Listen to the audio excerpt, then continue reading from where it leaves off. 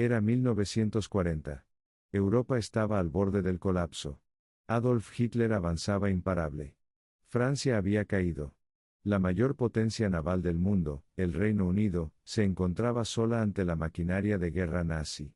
Fue en ese momento cuando un hombre, con su característico cigarro en una mano y una visión inquebrantable en la otra, se levantó para desafiar al Tercer Reich. Su nombre, Winston Churchill. Hoy en Ancestra Podcast, exploramos la historia de este hombre, desde su infancia hasta su rol en la Segunda Guerra Mundial, sus discursos que marcaron una era, y su legado como uno de los líderes más influyentes de la historia moderna. Para entender a Winston Churchill, debemos remontarnos a su origen. Nació el 30 de noviembre de 1874 en el Palacio de Blenheim, una imponente mansión ubicada en Oxfordshire, Inglaterra.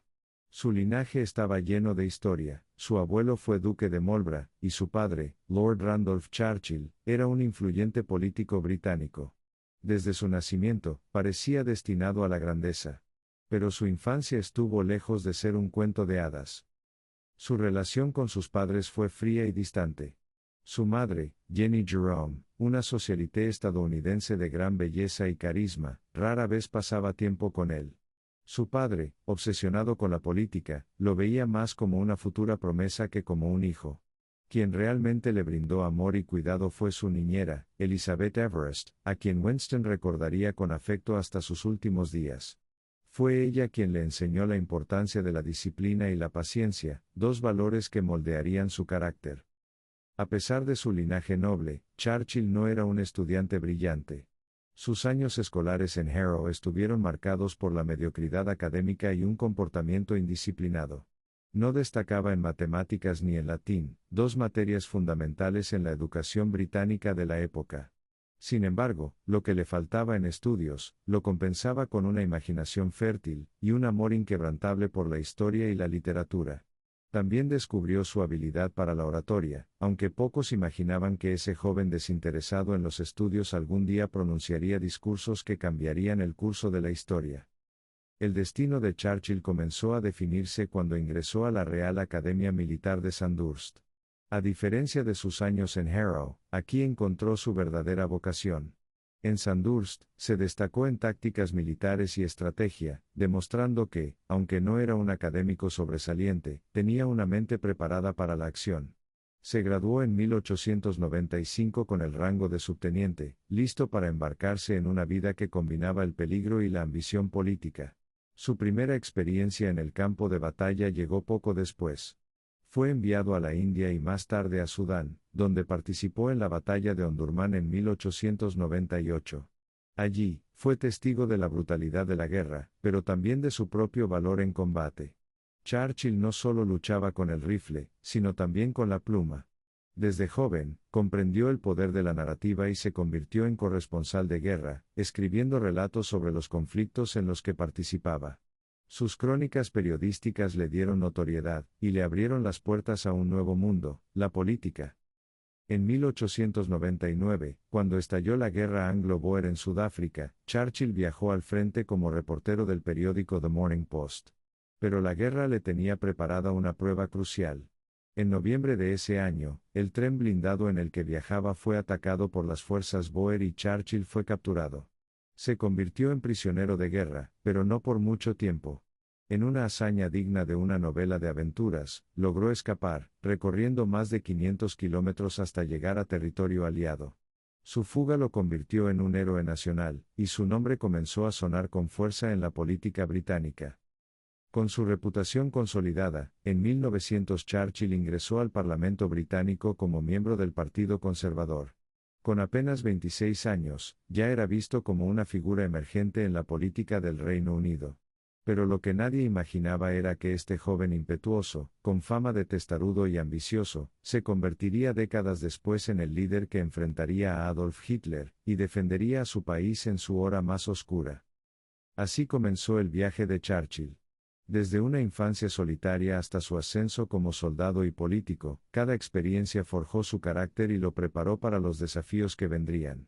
En el siguiente capítulo, exploraremos su carrera política y cómo sus decisiones lo llevarían al escenario más grande de todos, la Segunda Guerra Mundial.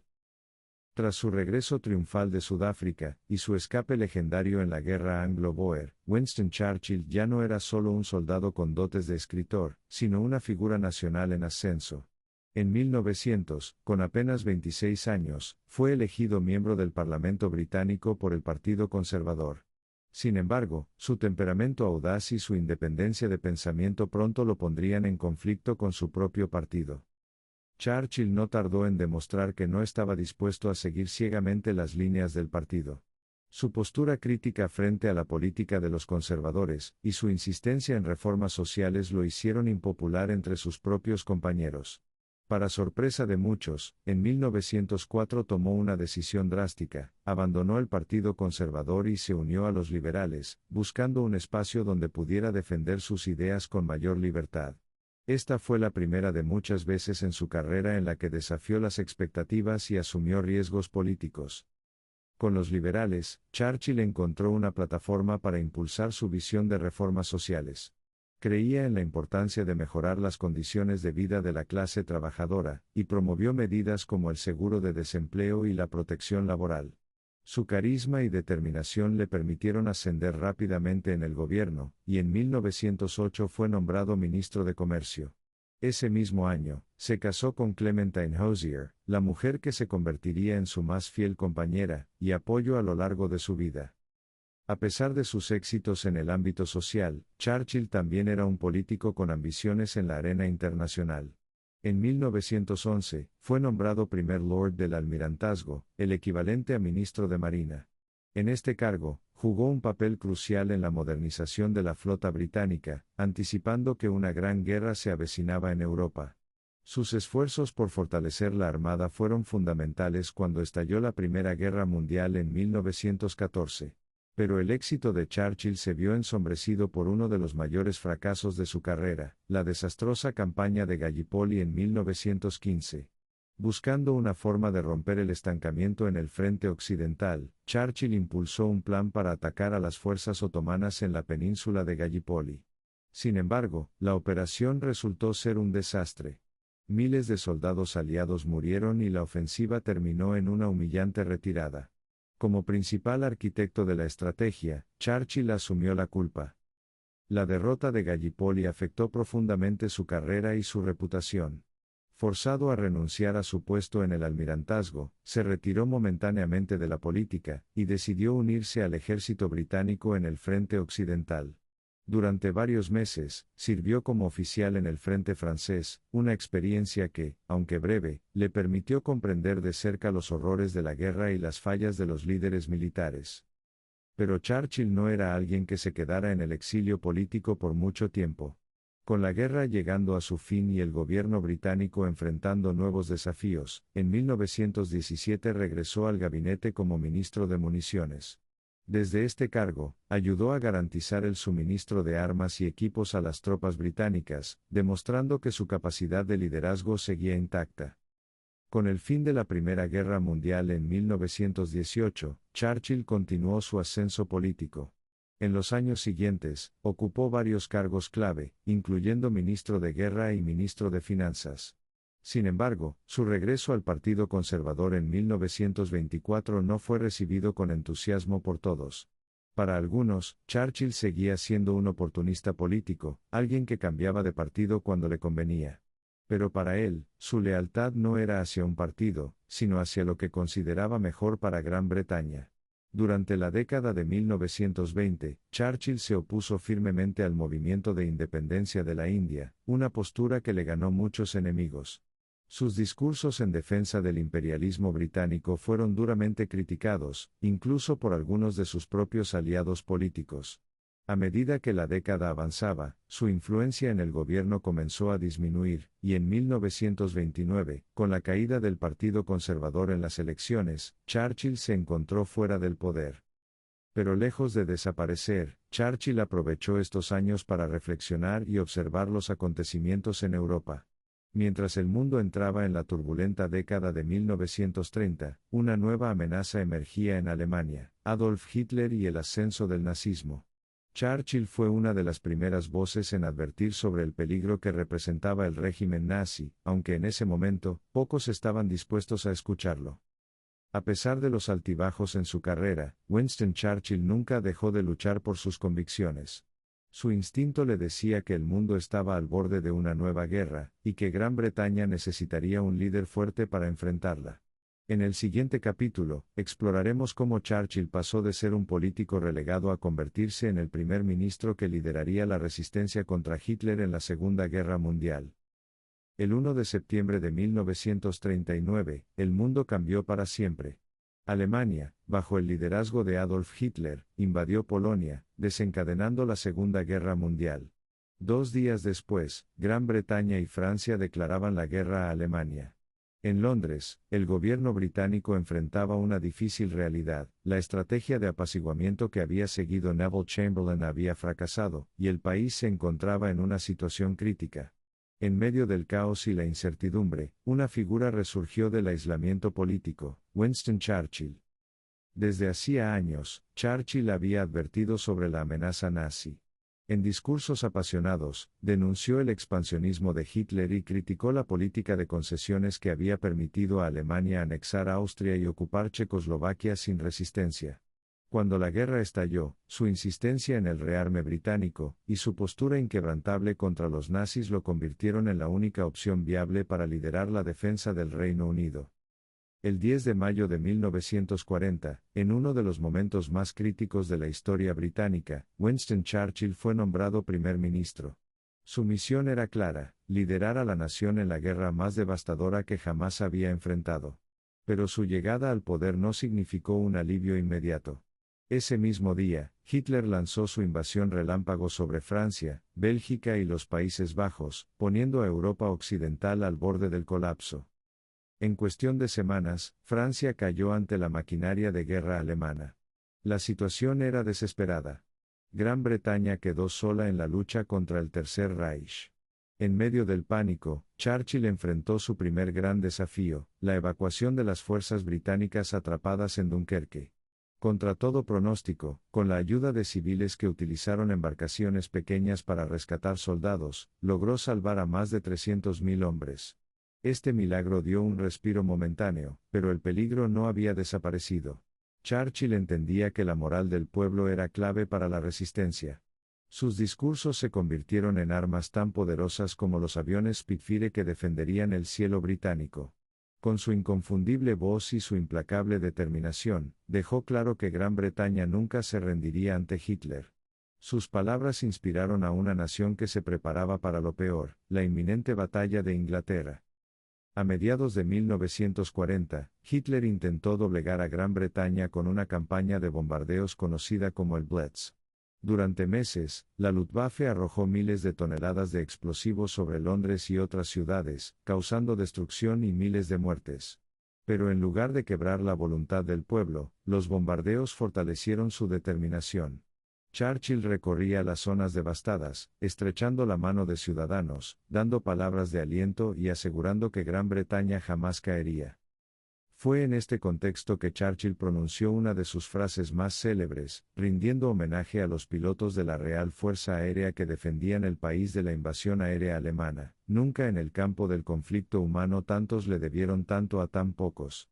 Gracias a la valentía de estos pilotos y a la resistencia del pueblo británico, Hitler abandonó sus planes de invadir la isla. Pero Churchill sabía que, a pesar de la victoria en la batalla de Inglaterra, Gran Bretaña no podía resistir sola por mucho tiempo. Necesitaba apoyo, y solo había una nación capaz de proporcionarlo: Estados Unidos. Durante meses, trabajó incansablemente para convencer al presidente Franklin D. Roosevelt de la urgencia de la situación.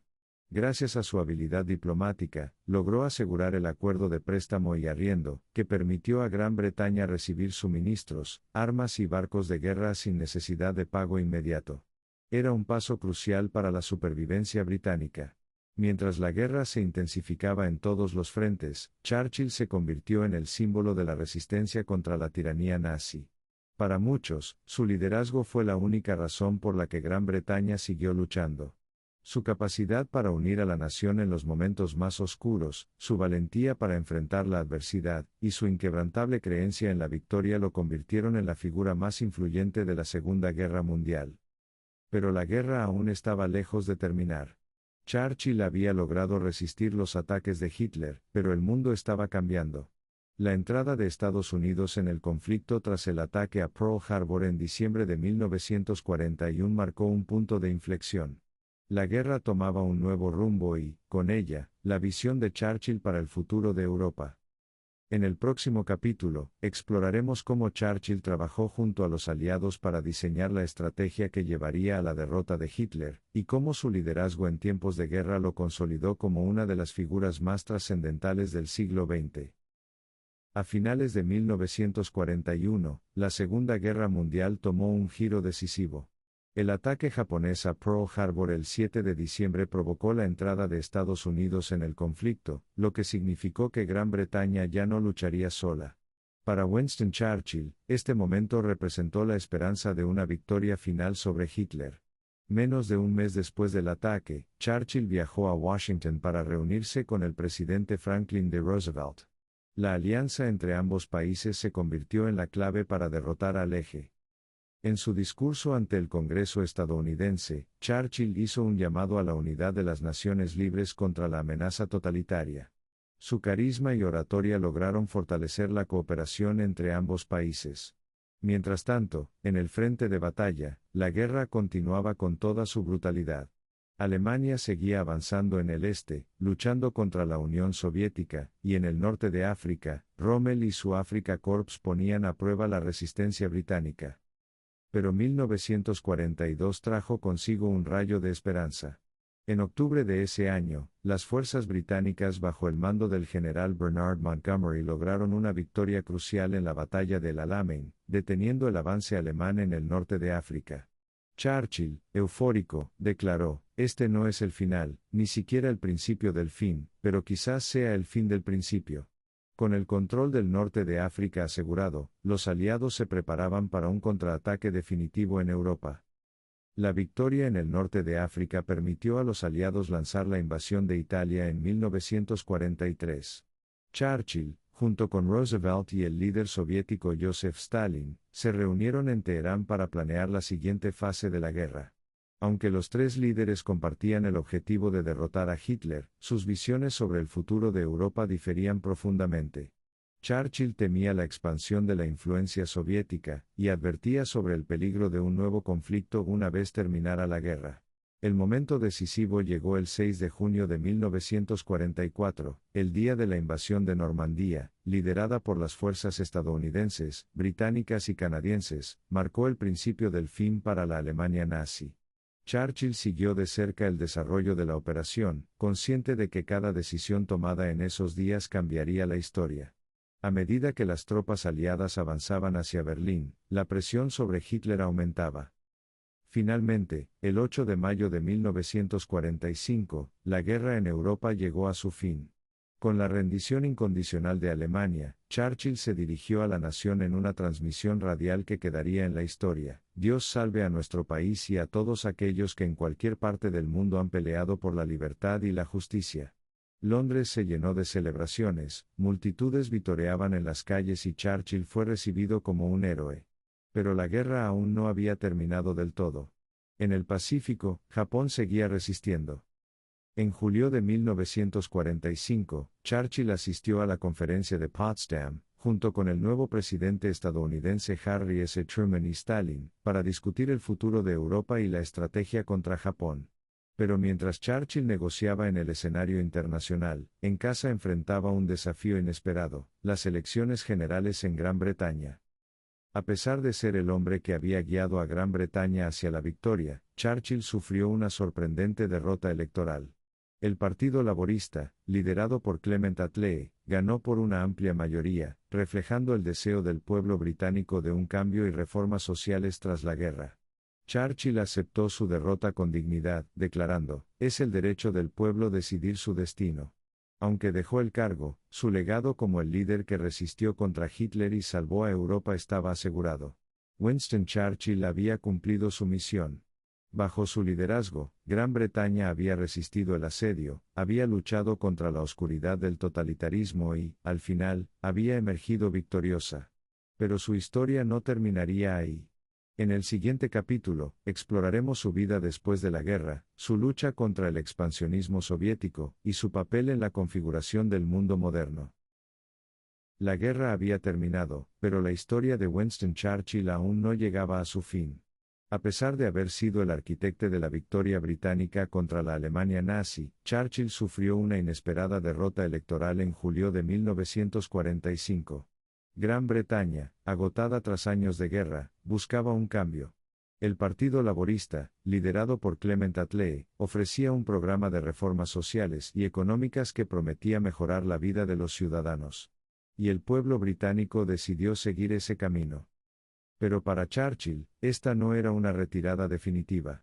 En los años posteriores a la guerra, se dedicó a escribir sus memorias, convirtiéndose en un historiador de su propio tiempo.